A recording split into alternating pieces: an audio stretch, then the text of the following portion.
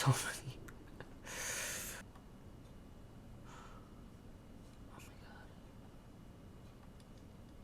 Oh, the Moroccan sofa.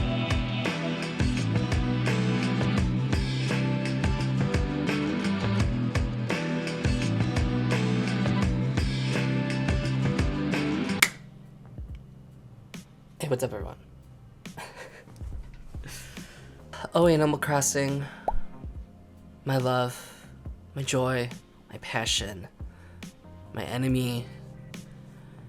I am just so excited to be playing for another 100 hours trying to rebuild my island. So Animal Crossing first got its start in Japan in 2001, and that was for the Nintendo 64.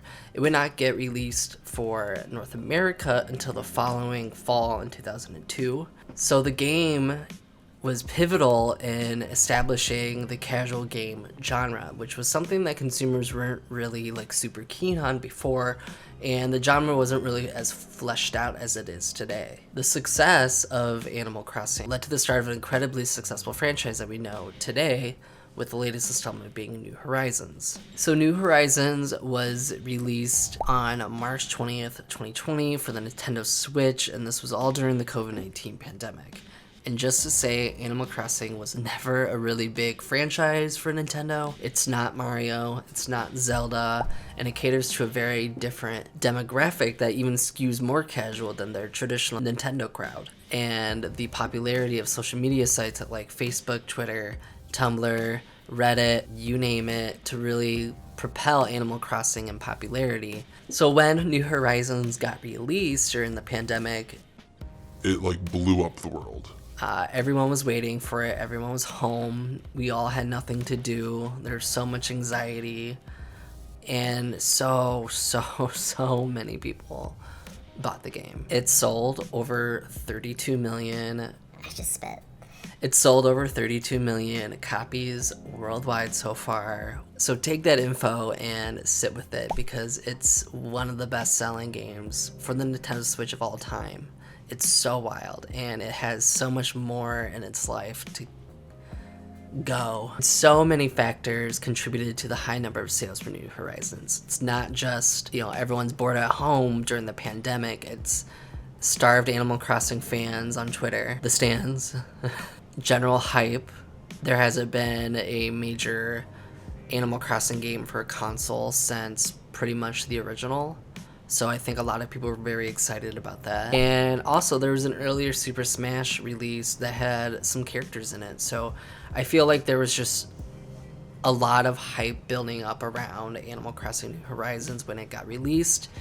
And it really just was a perfect storm for that release window. But like, seriously, building a relaxing and beautiful island while it feels like the world is falling apart around you geopolitically and environmentally, then hell yeah, I would love to spend hours and hours and more hours just ignoring everything.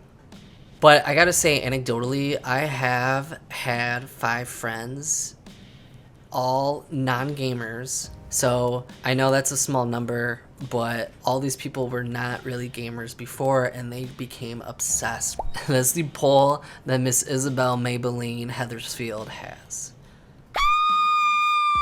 She's so cute! Since New Horizons release, it has had monthly free content updates. So it really made the sense that Animal Crossing New Horizons was a sort of live service kind of game. And that is something that Nintendo hasn't really done in the past, is give that kind of support to a game post-launch. Now, some of that might be that they're leaning more into that live service model, or it could just be, hey, we already had this one delay. This game was supposed to be launched back in 2019. Let's delay it further and just bump out some of the feature sets along the way and not, have the consumer pay for them, obviously. But as each month went on in Animal Crossing New Horizons, there kind of became less and less content for these updates. And once we got into 2021 and the new year, there became even less so, where some of the monthly updates really only tweak some holiday events, maybe threw in some international items, some holiday items. There might be, just out of principle, some more fish that you haven't caught from the year before. So there really wasn't a lot, and it started to really dry up, and it started to dry up the community too, and a lot of people started to leave. They started to get bored, and as 2021 went on, Nintendo remained pretty quiet, and they've always remained pretty quiet in terms of press releases and public relations. And really, when you do hear about Nintendo, the news, it's generally through Nintendo North America. So the fans wondered, what the hell is going on with Animal Crossing New Horizons? Are we gonna get Brewster? Are we gonna get the Brewst? Are we gonna get gyroids? Are we gonna get more furniture sets that were available in other games? More features that were available, or locales available in other games, NPCs available in previous games. So fans were wondering when all of this was gonna come. Was New Horizons dead? What's going on? Will there be more content? And it felt as if the community really did drop off. If you weren't really in the throes of designing your island, you probably weren't checking in every day or as often as you were, 6-8 months prior. And I can tell you that those 5 friends all stopped playing Animal Crossing. And I feel like the only people that I talked to, unless, they were really into the community, kind of just let it slip. This narrative got built by the community that Nintendo was dropping the ball, that they released an unfinished game, and it had less features a year and a half in than New Leaf did when it got shipped out for the 3DS. Their community was wanting a lot more. But as the data miners dug, Nintendo built, they didn't tell us, but they finally tweeted out on July 27th, 2021, that there was more content coming later in the year. It wasn't until October 15th when Nintendo had a direct for Animal Crossing New Horizons. It was 20 minutes long, 20 minutes of just Animal Crossing content. That is so much content. People were guessing maybe 5 minutes, if that, but it was 20 minutes, and it went through the new and last free content update 2.0 and the first DLC, Happy Home Paradise. They announced this 2.0 update and the DLC all available November 5th, which was a short amount of time between announcement to release, which was, the perfect amount of hype for people to return to their islands, start building again, and just getting ready for all the new stuff that was coming their way. But I cannot even list all the stuff that I love. So I'm just going to give you some major highlights and some of the things that I personally enjoy. Here it is. And their reaction to all this was internet's burning in a positive way. The Brewster, gyroids, returning with a buildable market at Harv's Island, all this new shit. Gagged at how many things are included in all this. It's literally what the community has been asking for months, maybe even prior to the game release. A lot of these New Leaf fans and these city folk fans really wanted some of the major features in those games to come back.